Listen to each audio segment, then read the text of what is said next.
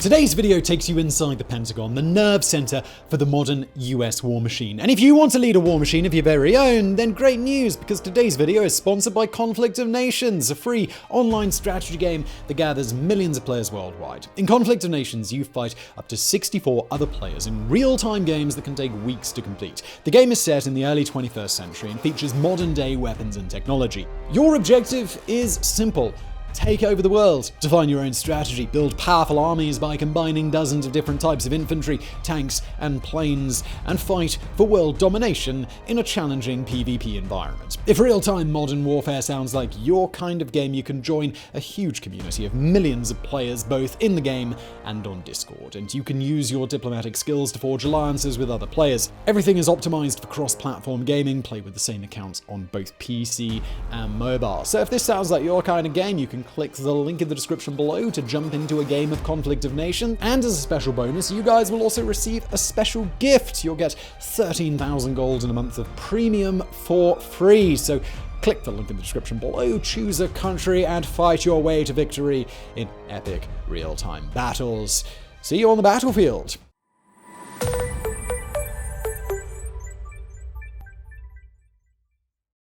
From the outside, it looks like any other office building, albeit a very large one. The world's biggest, in fact. There's a symmetry in the architecture. 5 floors, 5 rings, 5 sides, arranged in a pentagonal shape. You wouldn't know just by looking at it that contained within its humble walls is the command apparatus for the most powerful military that the world has ever seen, the United States Department of Defense. The words the Pentagon have become shorthands for American military power, and the building itself is seen as a symbol so potent it became a target for the worst terrorist attack ever committed on US soil. But what is this building anyway? Why was it built the way it was? How does it work? And what exactly goes on within its walls?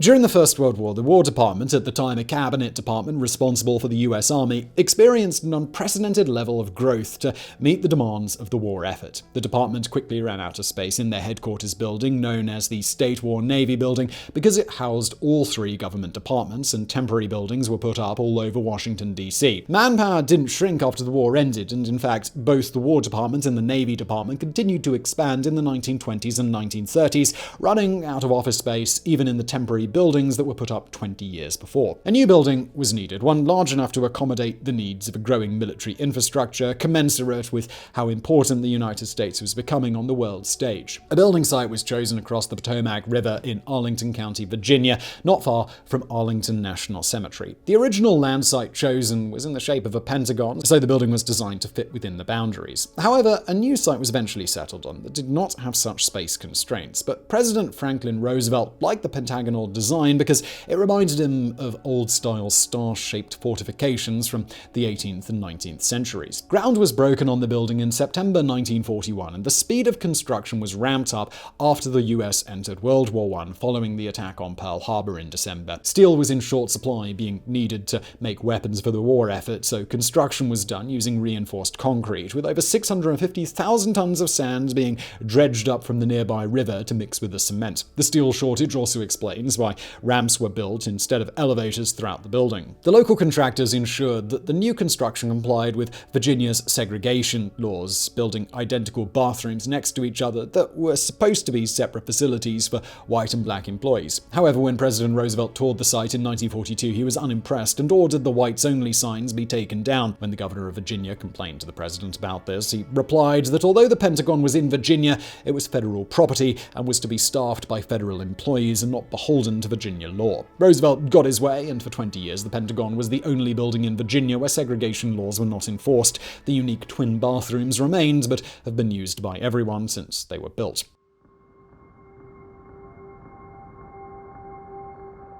Construction was completed in January 1943, a remarkable feat of engineering, especially considering the drain on manpower and materials imposed on the construction by the war. The building was a behemoth, too, over 6.5 million square feet of floor space, by far the largest office building in the world. It was also incredibly efficient. Since you could cut across the central courtyard, it was possible to get anywhere within the Pentagon from anywhere else in less than 10 minutes of walking, much faster than if the building had been rectangular shaped. The Pentagon was occupied by the War Department for the the remainder of the Second World War. When the war ended, President Harry Truman proposed reorganizing the armed forces of the United States into a more streamlined command structure. This was realized in 1947 when the Army, Navy, and newly created Air Force were placed within the new Department of Defense. As the biggest and newest building the armed forces had, it only made sense that the whole command structure be located in the Pentagon. Today, the Pentagon houses 25,000 military and civilian employees of the Department of Defense, including the Secretary and Deputy Secretary of Defense, the Secretaries of the Army, Navy, and Air Force. The Joint Chiefs of Staff, the highest-ranking military officers of each branch of service, also have their offices in the Pentagon. The command and control structure for the entire United States military is all located in this one massive building, including the National Military Command Center, which is where the President of the United States and the Secretary of Defense would run a war should one break out. It is also where the famous red telephone that connects Washington to Moscow, which is today actually a computer link that allows email communication, is located, and it is where the presidents would give the orders to launch America's nuclear arsenal, should that ever become necessary. The place is practically a self-contained city. Located within its two below-ground floors are all manner of shopping facilities, including restaurants, coffee shops, 3 different banks, a pharmacy, a jeweler, a florist, hair and nail salons, a dry cleaning service, a post office, and a Virginia Department of Motor Vehicles branch. You can do everything from see a dentist to rent a movie without ever having to leave the grounds of the Pentagon. In the center of the Pentagon complex is a 5-acre courtyard, well-manicured lawns, gardens, and big trees that remind visitors of being in a public park. It is a good place to take a break from the stressful work of running the American military and get some fresh air. In the middle of the courtyard is a cafe known colloquially as Ground Zero, a bit of dark humor referring to the fact that if the Pentagon was ever targeted by a nuclear missile, the cafe would likely be the bullseye of the resulting explosion.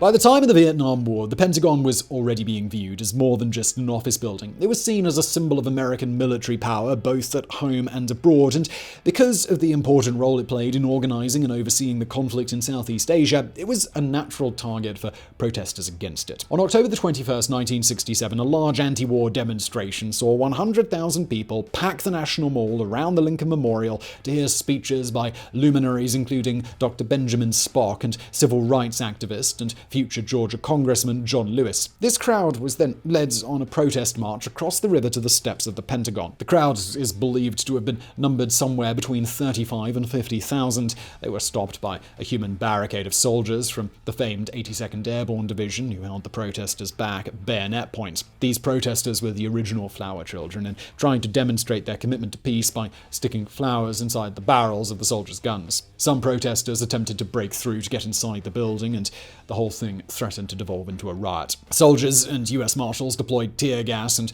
some protesters were clubbed with rifle butts. The drama was over by midnight, but the march on the Pentagon marked a dramatic escalation in violent standoffs between anti-war demonstrators and government authorities that would come to a head in the 1970 Kent State shootings, in which National Guard troops fired into a crowd of protesters at a university in Ohio, killing 4 students. This would not be the last time the Pentagon would come under attack from anti-war protesters. On May the 19th, 1972, a bomb exploded in the 4th floor women's restroom of the Air Force wing of the building. No one was hurt, but the blast caused an estimated $80,000 worth of damage, and the resulting flooding destroyed computer tapes that held classified information. The bomb was placed by a member of Weather Undergrounds, the radical left-wing group that was associated with militant opposition to the war in Vietnam and what they called American imperialism worldwide. The group also bombed the Capitol building and the US State Department headquarters during that same period.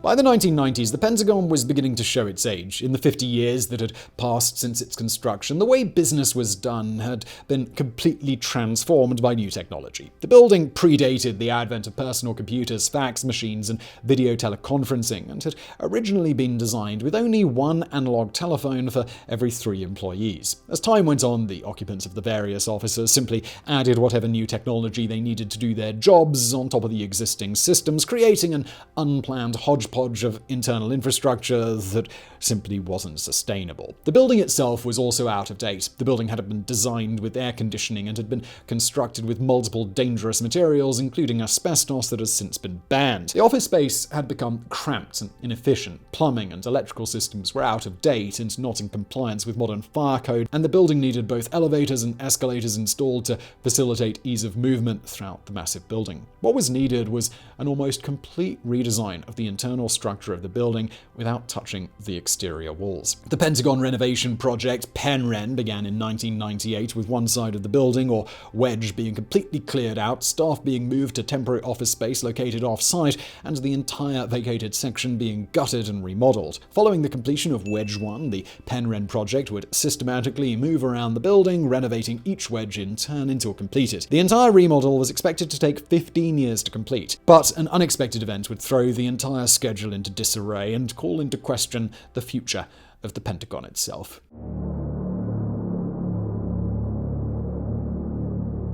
On September the 11th, 2001, at about 9:35 in the morning, the entire Pentagon was on high alert. Most everyone in the building knew by then that 2 hijacked airliners had crashed into the Twin Towers of the World Trade Center in New York City, and many people were probably watching the live coverage of the burning buildings on TV. Secretary of Defense Donald Rumsfeld was in his office in the Pentagon overseeing the initial military response to the ongoing crisis. Suddenly, the entire building shook violently as though hit by an earthquake, but the reality was far more horrible. The third hijacked plane, American Airlines Flight 77, had just slammed into the west side of the Pentagon, flying at over 500 miles an hour. This instantly disintegrated the aircraft and sent a fireball 200 feet into the sky. The plane pulverized the outer wall of the building, penetrating as far as the third ring, more than 300 feet inside. The jet fuel explosion set off fires around the impact zone that eventually reached a temperature of 2,000 degrees Fahrenheit. Many people inside the Pentagon rushed to the scene of the crash and began administering first aid to the injured.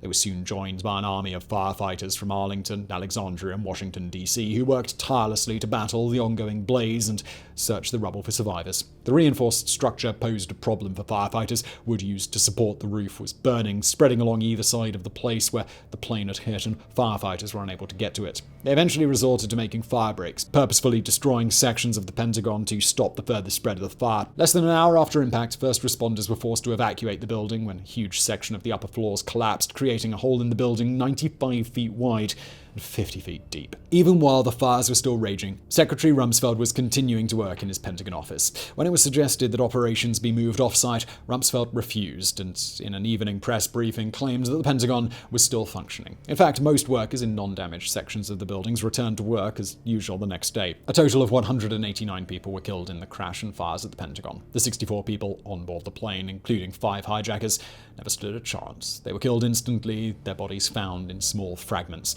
if they were found at all.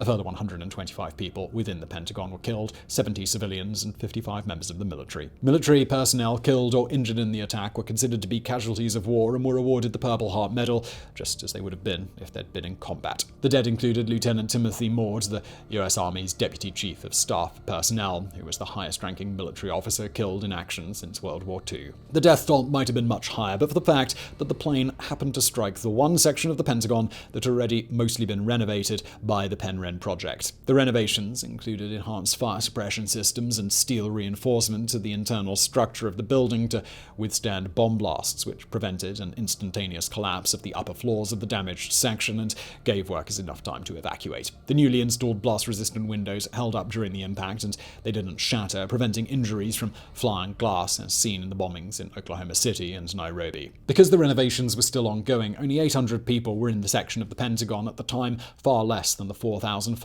that usually worked there, which certainly reduced the total number of victims.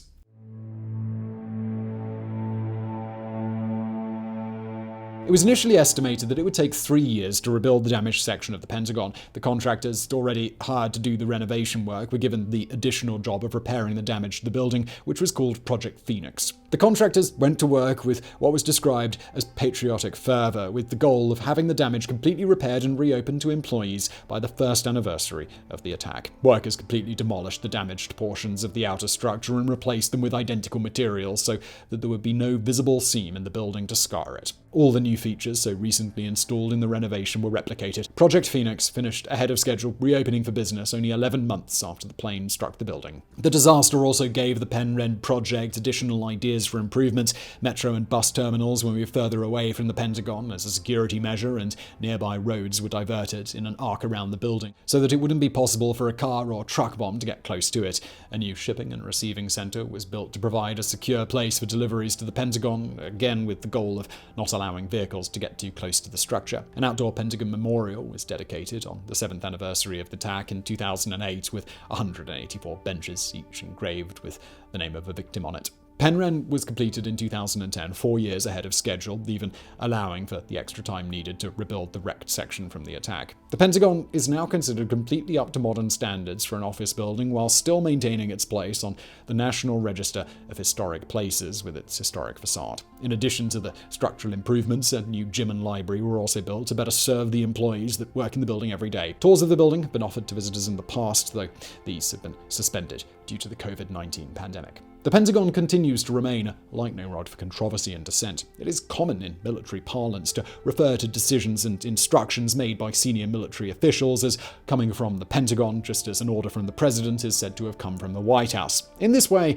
the building itself is so closely associated with the work contained within it that it will be impossible to separate one from the other. With this in mind, it makes sense that when a group of 15,000 protesters organized in Washington, D.C. in 2007 to voice their disapproval with the ongoing Iraq War, they ended their march in front of the Pentagon, evoking the spirit of the anti-war demonstrations from 40 years before. Unlike those protests, however, this one ended peacefully. While there hasn't been a major terrorist incident at the Pentagon since September the 11th, the building's status as a symbol of American military power has inspired some violent incidents perpetrated by lone wolf offenders. In 2010, a man approached a security checkpoint at the Pentagon metro station, pulled out a gun and opened fire, wounding 2 police officers before being killed in an exchange of gunfire. The man had expressed extremist views online about the American government, including the military, being too large and tyrannical. On August 3, 2021, in an incident still being investigated at the time we're making this video, a mentally disturbed man got off a bus near the Pentagon and attacked police officer George Gonzalez,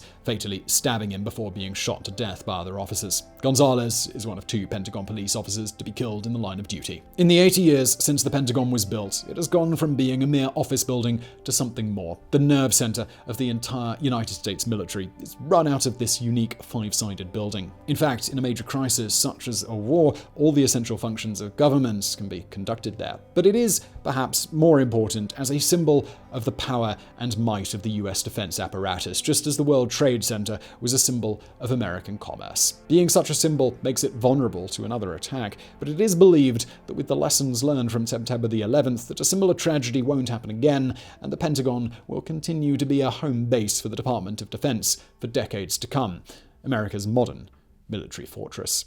So I really hope you enjoyed this video. Thank you again to Conflict of Nations for sponsoring. Remember, if you want to jump into their grand strategy game, use the link in the description below to start playing, and that'll get you the bonus 13,000 gold a month of free premium. It's a great deal, and thank you for watching.